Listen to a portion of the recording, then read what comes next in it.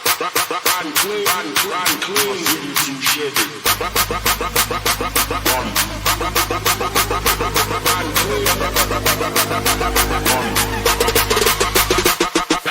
police, and welcome to a very, very special show. This is Back to Football, and we will be bringing you everything that you need to know about La Liga being actually back. We have been waiting for this for so long. We did miss it so much, and this is why we're bringing you this special show where we will be talking about how the calendar will be resumed, what's the table, do some lockdown analysis, what has happened in this month of sports suspension, and how will the new football actually be. This is why I'm joined today by Aviv Levi. Aviv, how are you?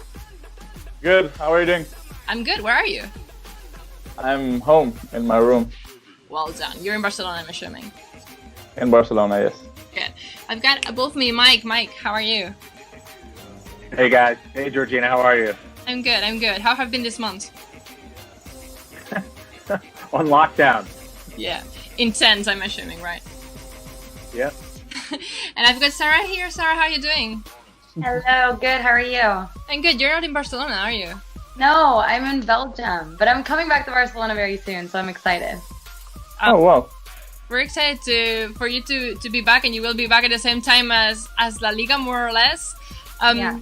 Because we already know, well, we knew what games were left to be played, but we now know about at least match day 28. We're playing Mallorca, right, Sarah? What will the other games be that day, and what games do we still have to play until La Liga finishes? Yeah, so it's going to be, I call it like the World Cup of La Liga because it's going to be a full month of non-stop games, 32 consecutive days of football, 110 games starting from June 11th. So, of course, Barca play their first match against Mallorca. It will be an away match at Son Moix. We remember our last game against Mallorca. It was the spectacular 5-2 victory at home. But we have to be very careful because Mallorca are a very difficult team in front of their own fans. We saw that they beat Real Madrid and Valencia, so it'll be a tricky game, but I'm excited to see the boys back in action. After our game against Mallorca, we face Leganés at home. It will be a very special game for, of course, Martin Braithwaite, because he'll be reuniting with his former team. And then after the game against Leganés, it's a very difficult block of games because we start match day 30 with a tricky test away from home at Sánchez Pizjuán against Sevilla. Then after that game, match day 31, we face Athletic Club at home at Camp Nou. And then after that game, it's Celta. Celta are at the bottom of the table, but I truly believe they don't deserve to be there because they have a quality squad, a quality coach, and we know how difficult to play at Balaidos. We've had our fair share of struggles at that stadium, so it will be very difficult. And then the fourth game of this block of games is against Atletico Madrid. So I think these 4 games are very important, and hopefully that we won't slip up any points, and we'll be able to pick all 3 points up in each of those 4 matches. But after that whole little block of difficult games, we go up against Villarreal at La Cerámica. Then match day 35, it is the Catalan derby. It will be a very heated and fun game to watch. I'm very excited. Barça against Espanyol at Camp Nou. After the Catalan derby, we face Valladolid. Also another away match for the Blaugrana at the José Zorrilla Stadium. Then match day 37, we battle it out against Osasuna at home. And our last league match will be against Alavés at Mendizorroza. So I want to ask Aviv and Mike, what do you think are the hardest games that we still have to play this season? Aviv? Well, you're asking me, Georgina. Give it to me, Mike. Okay. Well, given all the matches that we still have remaining, 11 matches in all, but 4 of them come against top 10 teams in the league. And I think that 2 of them are away, 2 of them are at home. And clearly the match at Sevilla and the home match versus Atletico Madrid are probably the 2 toughest, and then followed by the match at Villarreal. And the 4th top 10 team that we face among the remaining clubs is against Athletic Club. It happens to be at home, but we lost to them on the road to open the season. It's actually the only team that we lost to this season that we still have to face. So I think the teams that we have to face in the top half of the table are the toughest matches.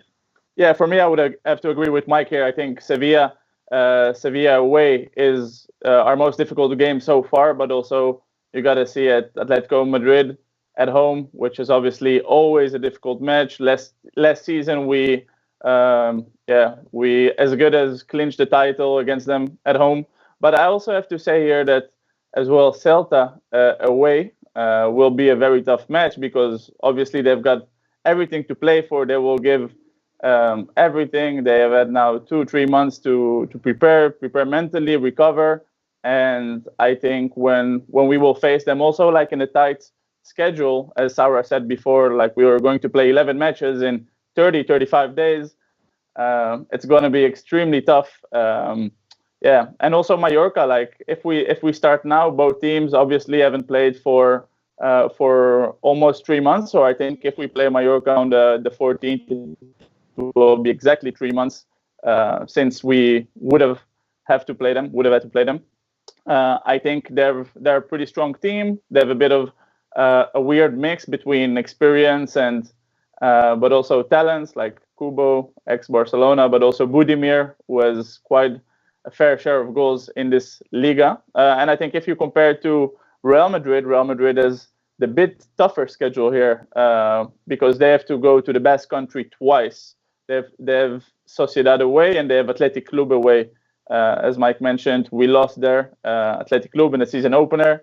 Good luck luckily for us, Aduriz will not be playing anymore in the Camp Nou. So I think all circumstances together, I think Real Madrid has a bit tougher schedule as well because they're playing in the Basque Country and they have also to play Valencia. Basically that. Who are Madrid facing in this match day 28, Sarah? So they have to face Eibar, Valencia, Real Sociedad, Mallorca, Espanyol, Getafe, Athletic Club, Alaves, Granada, Villarreal, and Leganés.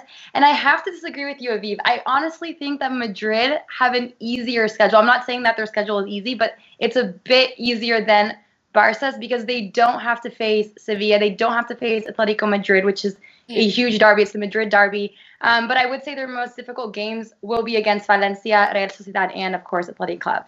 I have to agree with Sarah. And I think the toughest part of our schedule, especially that we have to face both two big teams, as you were saying, like Atletico Madrid and Sevilla, but we also have to play against teams that are struggling. They are in the relegation zone and they really need to get out of here. Of course, we don't know. We will talk about it in a few minutes on how will this suspension affect all teams. So we are all in a new position. But I have to agree with Sarah here that our schedule is a bit more difficult. I don't know, Mike. Well, I'd like to weigh in on that. Actually, I ran through some of the numbers. It's pretty interesting. Against the 11 teams that we still have to play and the Real Madrid still have to play, we won 8 games. We only lost 1, that one to Athletic Club on the road, and we drew 2. Real Madrid have 7 wins, 1 loss, but 3 draws against the 11 teams that they still have to play now. It's true. We have 6 away matches out of the 11 that we still have to play. Real Madrid only have 5, so it's really close there. They have 1 more home match than us. We have to play 1 derby against Espanyol. That's at home. They have to play 2 derbies. They have to play Getafe, a very tough team. They have to go on the road to Leganés. Shouldn't be too tough for them, but derbies are always unpredictable in that respect. And then talking about the matches against the top 10 teams, I said we have 4 matches against the teams in the top half of the table. They have 6 against teams in the top half of the table. The same number home and away, both for us and Real Madrid. But then looking at the bottom of the table, we have 7 matches remaining against the bottom 10 teams, and they have 5.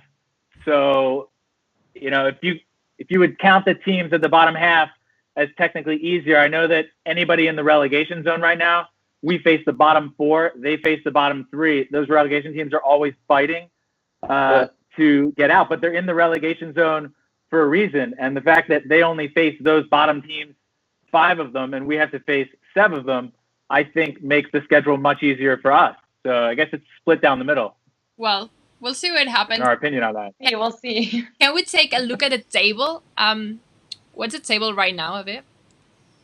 The table is Barcelona in the first spot, which is good news for us culés. With 58 points, we got Real Madrid with 56 points.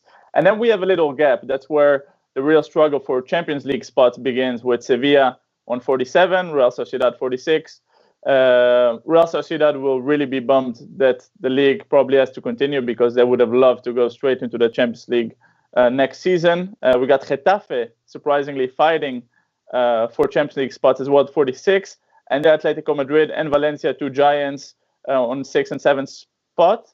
We just discussed now briefly like the teams that are in the bottom of the table, which are Celta de Vigo, Mallorca, Leganés, all very tight, all within 6 points, and Espanyol, our derby opponent, in the last place with 20 points. And this is interesting because from the last 5 matches, Barcelona scraped 12 points. We lost one game, which was unfortunately against Real Madrid, and that's also one of the 2 games that Real Madrid have won in the last 5 games. They come off 2 losses, 2 wins, and 1 draw in the last 5 games. So it's very tight, especially between Barcelona and Madrid. We all remember the last match that they played was they lost against Real Betis, goal by Christian Theo, which effectively puts us in the first spot. So hope we can maintain this. It was really, really tight right before lockdown. 2 months have gone through. Mike, what has happened in these 2 months, and how do you? Which team do you think has benefited the most from this break? Well, that's a really difficult question to answer. A lot of people say that the playing field has been leveled because all the teams have had off, but my personal opinion is that the upper level teams, like Barca and Real Madrid, are going to be the ones that benefit most from the lockdown, because Barca and Real Madrid and some of the other top teams have been used to playing 2-3 games per week, Copa del Rey, Champions League, all season long, had a majority of their players in the squad in international competitions the last couple of summers, and the bulk of the players in the top teams don't get much rest at all, except for a short abbreviated vacation sometime in July every year. And these teams, especially us, we always come into the springtime hoping that everybody can stay healthy, that Leo Messi is rested, that everybody feels good, while the bulk of the other teams in La Liga tend to only play 1 match per week during this time of year. Now we've had 2 months where everybody has been completely rested. It's possible that some players are going to come back from injury. We're seeing Luis Suarez out there on the practice field. We still don't know his status, but I think in general, the fact that it's going to be the first time in a long time that we've seen a fully rested Leo Messi, a fully rested Antoine Griezmann, the Barca defense going all out, having that rest in the home stretch of the season, I think kind of tips the scale in our favor. Do you agree with that, Sarah? Yeah, I think it will benefit the bigger teams, for example, Barca and Madrid. I think in Real Madrid's case, I mean, their top scorer, Karim Benzema, he looked completely burned out because he's been overplayed so much, especially due to Hazard's absence.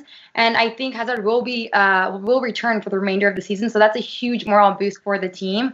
And Karim Benzema will, of course, it's a huge breather. He can rest. He will be fully prepared to be back for the games after playing so many games before lockdown.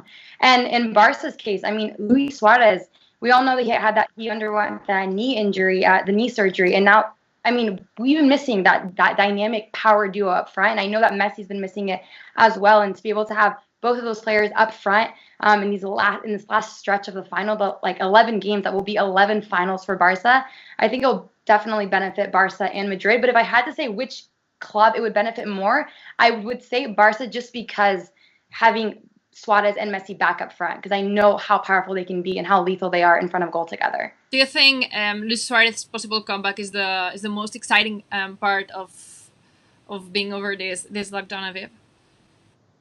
Yeah, absolutely. I agree. I fully agree with Sarah here. I think having Luis Suarez back is such a force, such a positive news as well for the team, because not only is immense football qualities, but also his hunger, his fighting spirit on the pitch. And I know there are some doubters and whatever, but regarding his age or his work rate or whatever, but this guy is an absolute machine. Also, he's third in the top scorers list with 11 goals. for not having played for over 2 months, and I think he's also Messi's best companion on the pitch. They understand each other. Like we often put this in writing, like connection better than your Wi-Fi, but that's the connection between Messi and Suarez. They can find each other absolutely anywhere, and I think we will miss, like we have missed Suarez on the pitch now for already 2 months, and we will be very happy to get him back. Well, people know that my Wi-Fi connection is not great. They have seen that in the recent live calls that we've been doing here on the YouTube channel. Look. By the way, you can watch again because they are uploaded. Messi and Suarez here. It's my Messi and Suarez. What's that? I can...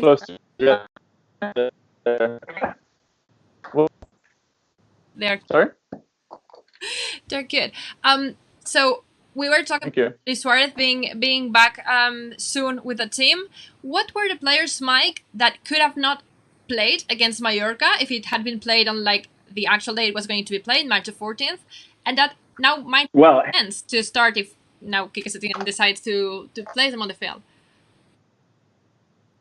Well, heading into that Mallorca match at the time, Arthur was out.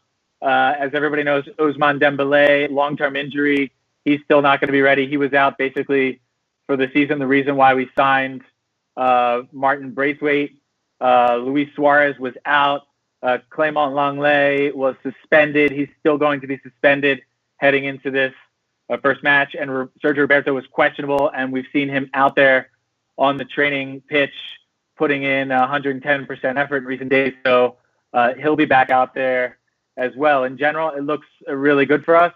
The only one besides the suspension of Lenglet is that Dembélé obviously will not be ready, and he's ineligible to play in La Liga for the rest of the season.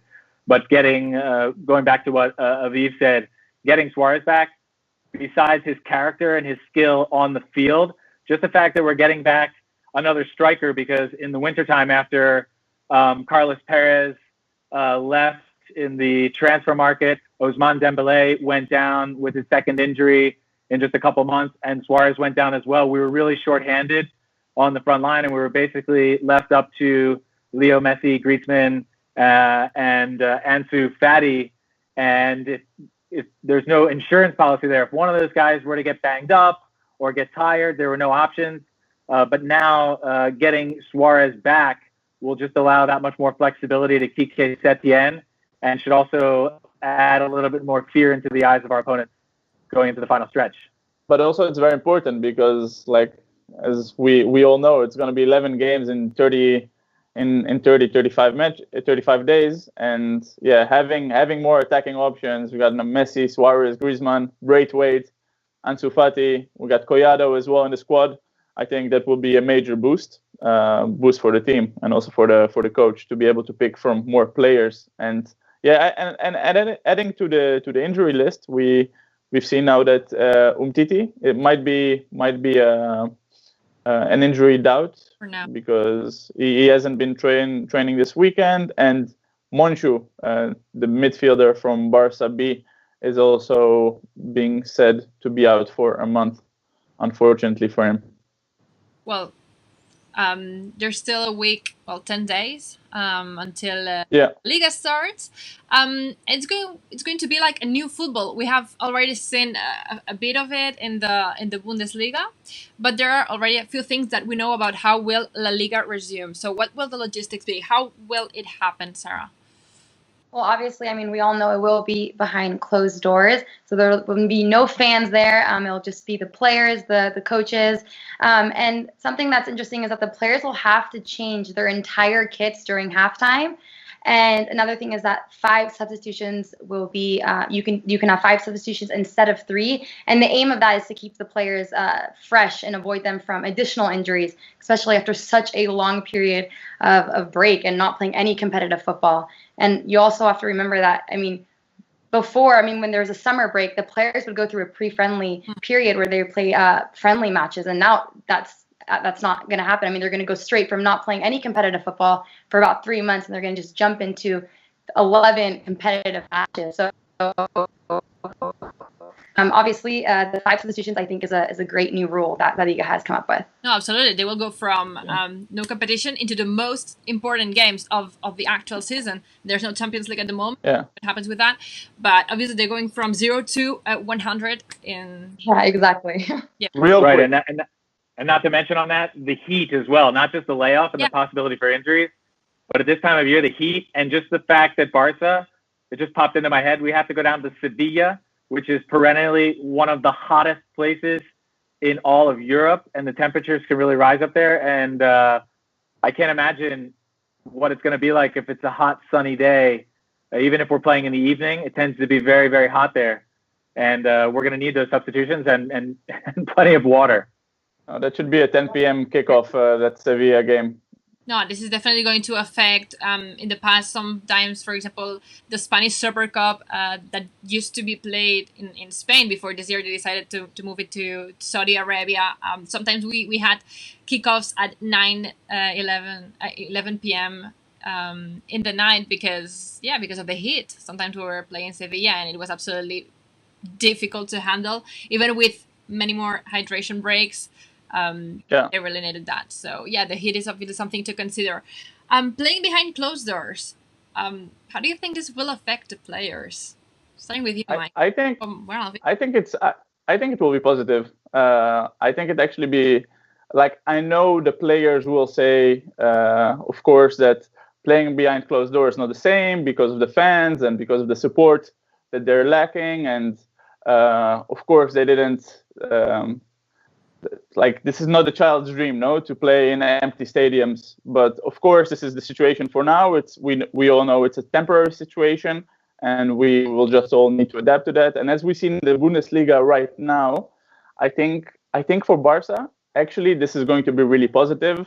And I also think for Real Madrid, this is going to be positive. Like, I mean, the big clubs in general, because if you look at Barcelona, we've amassed 58 points in this La Liga campaign. But 40 points have come from home games.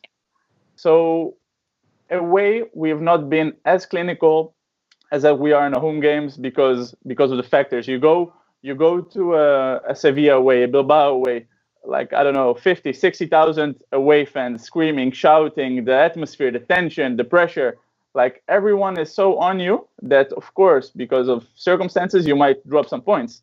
But now, in an even playing field, as we've seen now in Germany, like, away teams they go on away games, and they beat the home teams, and pretty easily, way more easily than before.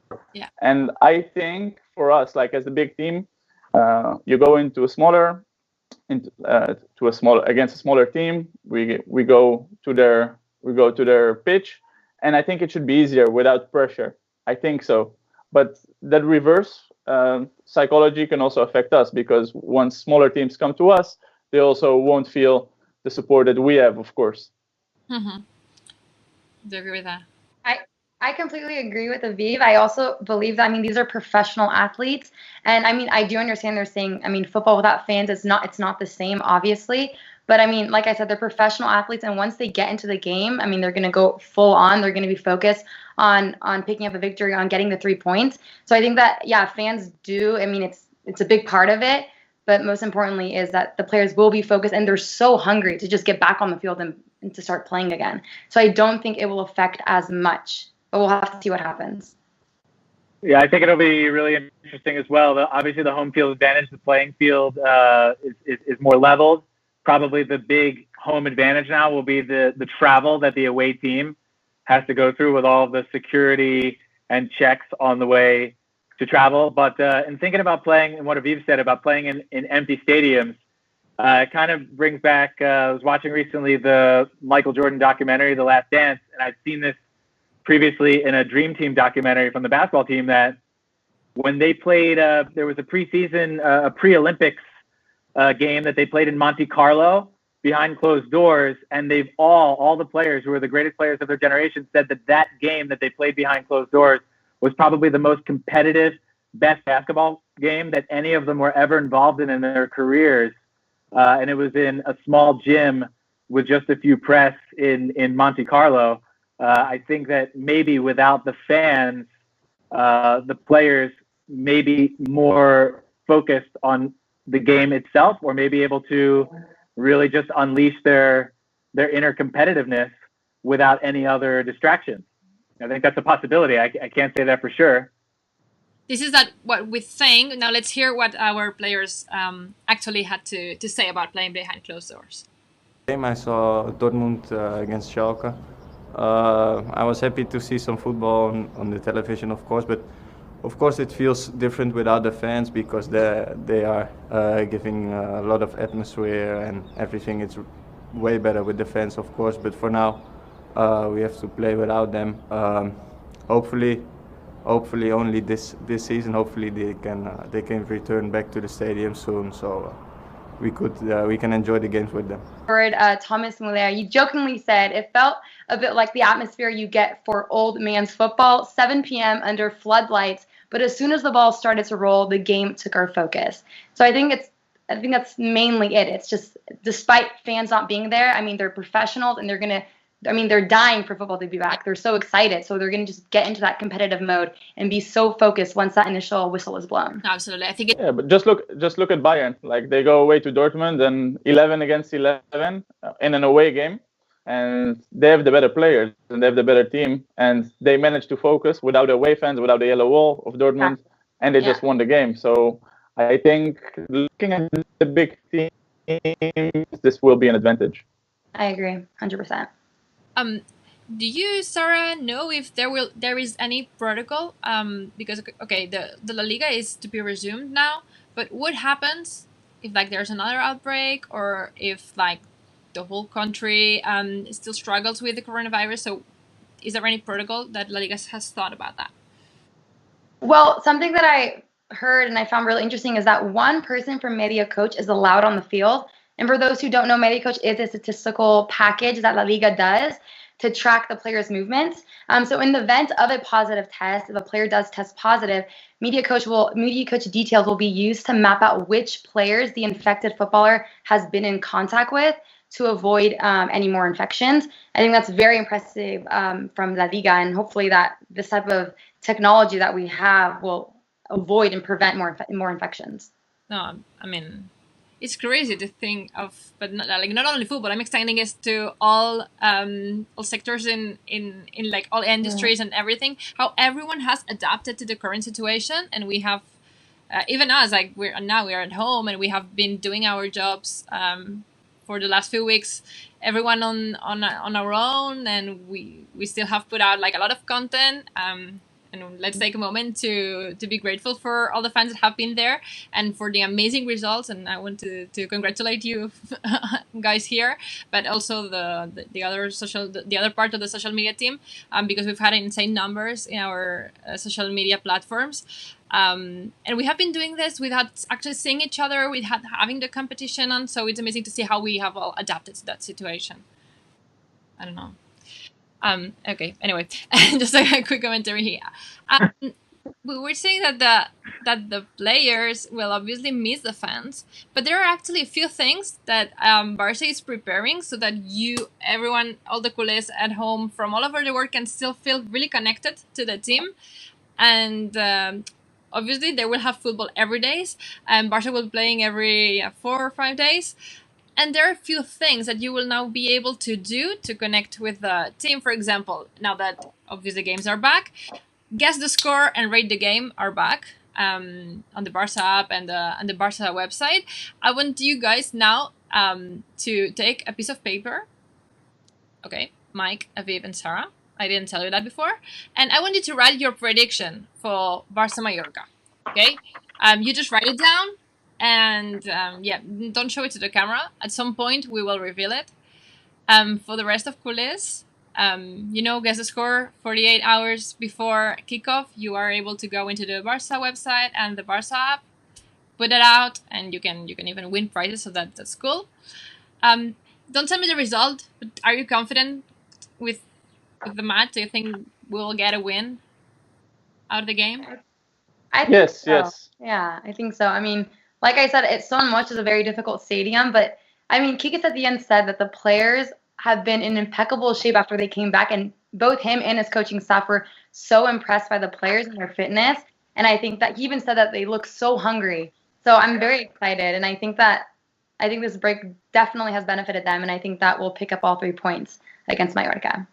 I totally agree. Just the video on Tuesday of Leo Messi running loose in training and running back up the field, stealing the ball from Ricky Puig, going back down to the other end, and basically creating a goal on his own and looking like he was running at 150% capacity.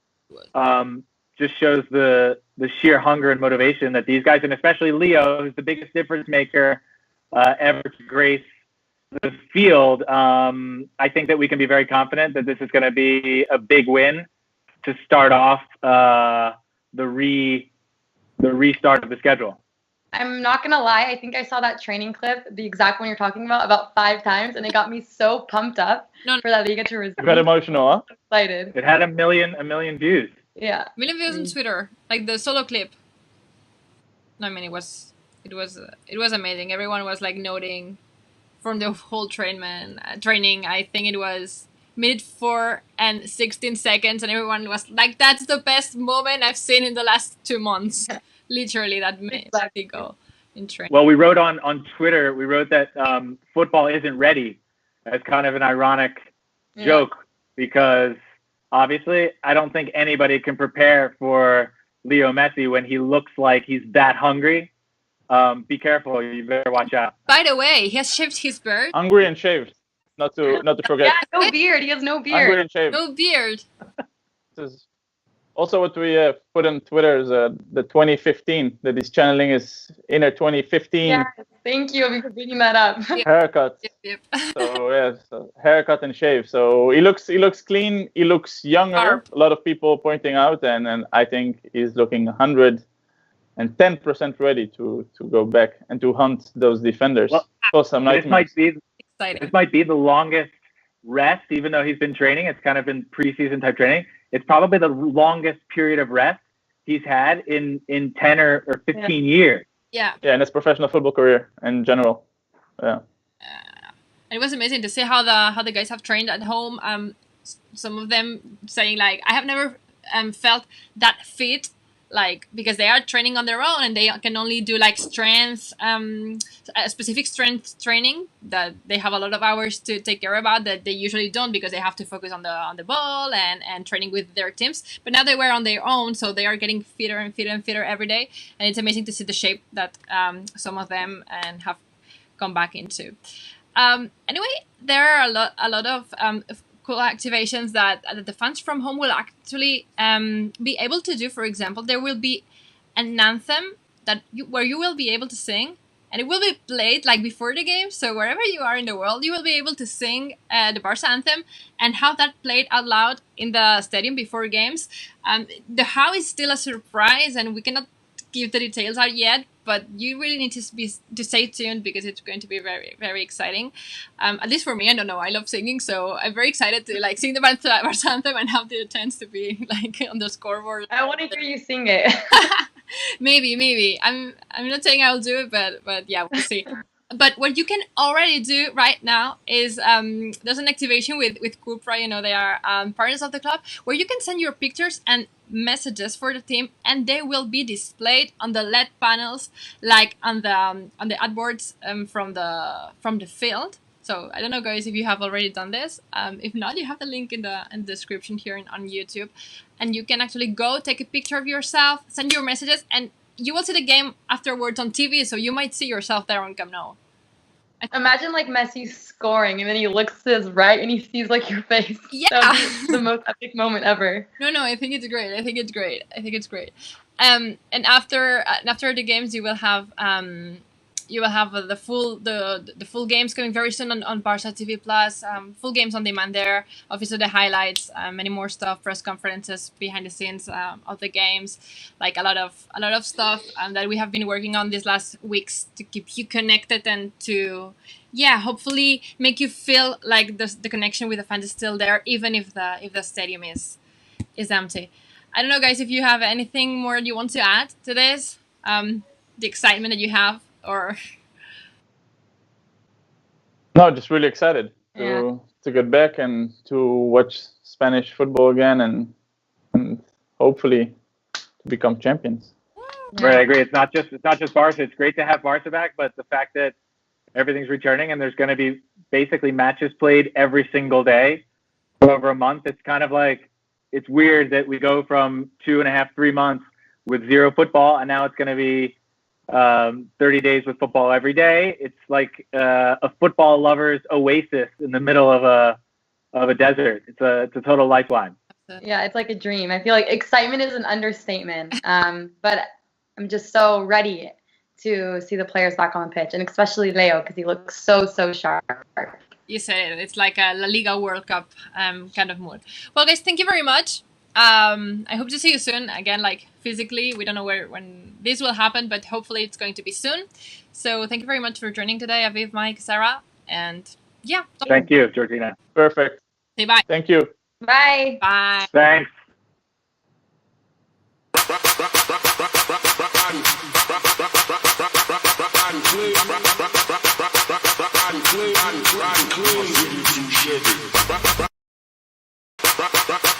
Run,